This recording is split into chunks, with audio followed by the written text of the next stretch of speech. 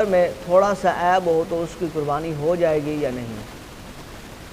اور کیا جانور خصی ہونا عیب میں شمار ہوتا ہے؟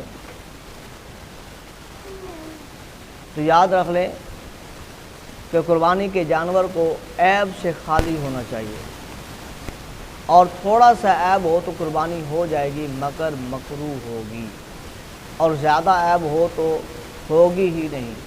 جس جانور کے پیدائشی سینگ نہ ہو اس کی قربانی جائز ہے، اگر سینگ تھے مگر ٹوٹ گئے اور کراسنگ مینگ تک یعنی کہ جڑ سمیت ٹوٹ گئے تو قربانی ناجائز ہے، لیکن اگر اس سے کم ٹوٹے تو پھر قربانی جائز ہے، یعنی کہ سینگ اوپر سے ٹوٹے ہیں مگر جڑ سلامت ہے تو قربانی ہو جائے گی۔ جس جانور میں جنون ہے اور اس حد کا ہے کہ وہ جانور چرتا بھی نہیں ہے تو اس کی قربانی ناجائز ہے۔